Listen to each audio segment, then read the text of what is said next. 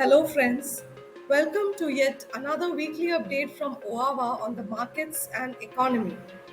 This week, we begin with some exciting news on the domestic equity market. On Wednesday, 28 June, the equity benchmark index S&P BSE Sensex hit a fresh lifetime high of 64,050, and the Nifty 50 also hit a record high of 19,011 in intraday trades.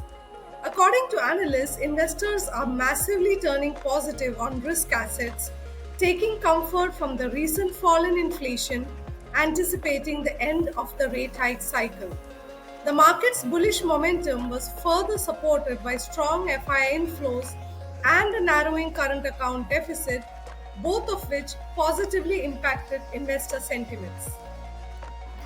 And yet another milestone closely linked with the stock market is the rising popularity of passive funds linked to benchmark indices.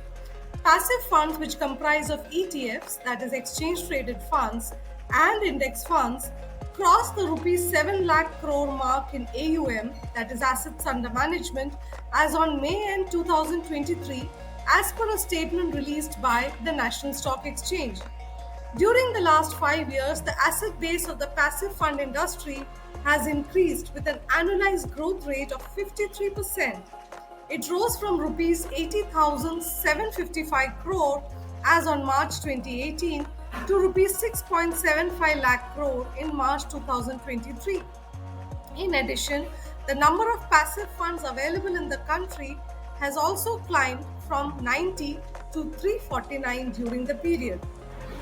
One of the biggest acquisitions in corporate India will come into effect from July 1st, with the boards of HDFC Bank and HDFC Limited meeting on June 30th to give their final approval to the deal.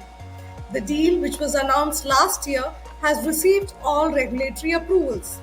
Existing shareholders of HDFC will now own 41% of the bank. That is, every HDFC shareholder will get 42 shares of HDFC Bank for every 25 shares held by them. According to a Goldman Sachs note, the merged entity will be the 10th largest bank in the world, and it will have an estimated market cap of $145 billion. While the equity market continues with its bullish run, all is not good in the unlisted startup front.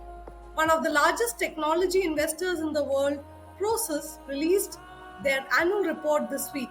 According to their report, online food delivery startup Swiggy's losses increased by 80% in the year 2022 to $545 million. Prosus has a 33% stake in Swiggy. On the other hand, Prosus has cut the valuation of Byju's to $5.1 billion. Prosus had a 9.5% stake in Byju's, which has faced a slew of bad news in recent times, including resignation of its auditor and some key board members, as well as delay in release of its FY22 financial statements. Prosus has also entirely written off the value of its 19.4% stake in the BNPL fintech Zest Money. Finally, we wrap up with some good news on the banking front.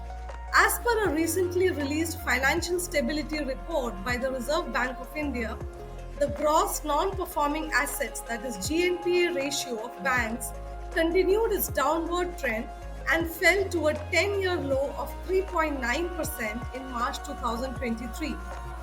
Macro stress tests for credit risk reveal that SCBs, that is scheduled commercial banks, are well capitalized and that all banks would be able to comply with the minimum capital requirements even under adverse stress scenarios.